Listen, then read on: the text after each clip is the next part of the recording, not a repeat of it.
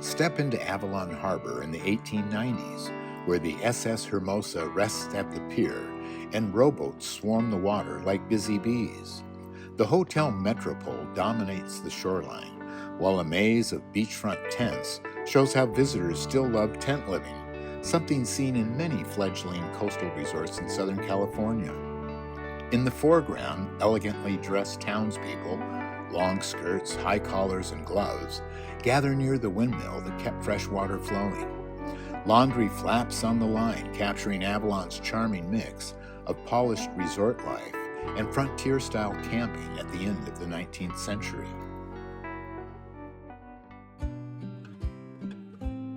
In 1887, Michigan developer George Rufus Chateau bought Santa Catalina Island for $200,000, hoping to turn the once Tongva, Spanish, Mexican, and American-owned land into a dream resort.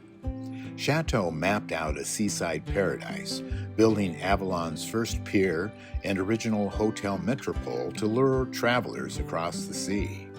When searching for a name worthy of the new town, his sister-in-law, Etta Whitney, stepped in. Inspired by Tennyson's Idyls of the King, she christened it Avalon, launching Catalina's modern era.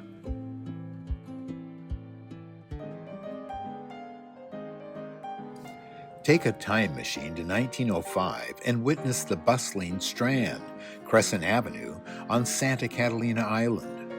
This street scene shows hundreds of pedestrians crowding the wooden sidewalks and pavement, surrounded by vibrant signs for popular destinations like the Grand View Hotel, Glenmore Hotel, and the Island Buffet.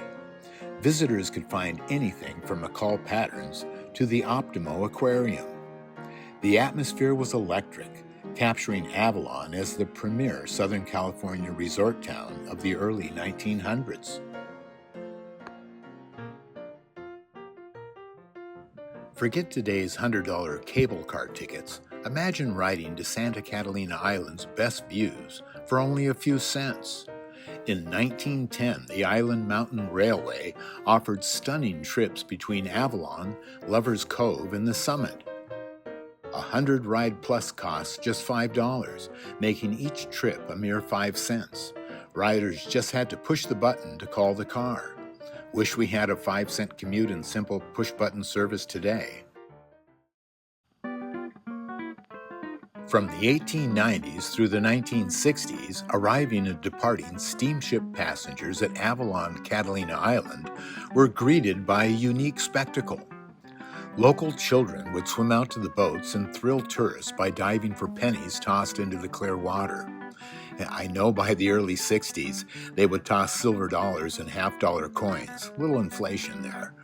This fun coin diving tradition was a memorable part of the island's culture, showcasing the kids' incredible swimming skills.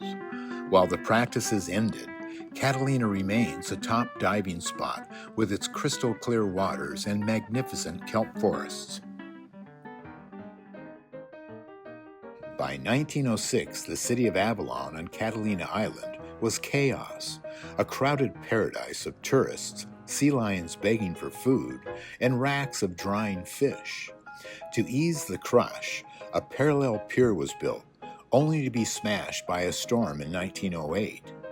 Meanwhile, in the early 1900s, anglers like Professor Holder posed with massive trophy giant black sea bass, like the 227-pound monster shown in a 1905 photo. These magnificent, easy-to-catch fish were nearly wiped out until California finally passed full protection, allowing this iconic species to stage a slow comeback.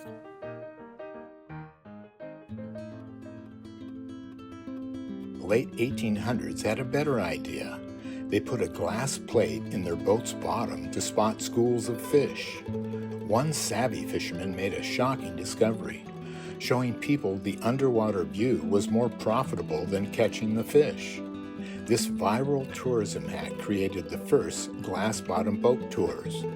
From small rowboats with panes of glass in the bottom in the 1890s to the 107-foot-long Phoenix, this tradition still survives today at Catalina Island.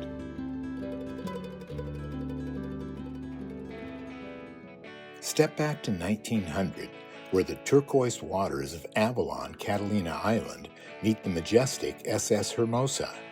Witness the excitement as the Banning Company's SS Hermosa unloads passengers onto the pier.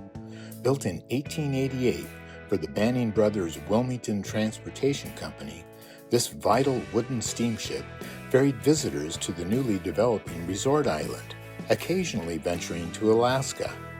As sunseekers disembarked, the small-town promise of sea reeves, boats to let, bait and fishing tackle was ready to welcome them, marking the dawn of Catalina's tourist golden age.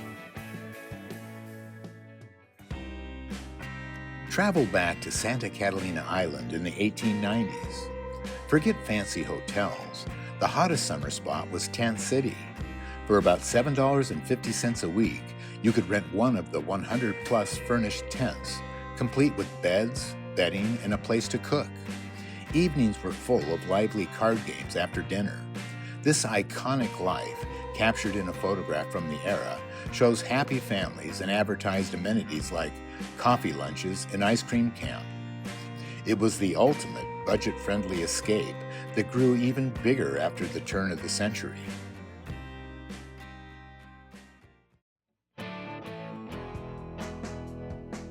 Before McDonald's, there was Booze Brothers. In 1906, Horace Booze started LA's first cafeteria, a radical idea where you served yourself and cleared your tray. This fast food chain exploded, stretching from LA to San Francisco. They eventually sold for a record $7 million, which helped launch Clifton's Cafeteria. This self-service shock is the same disruptive genius behind every major food app today.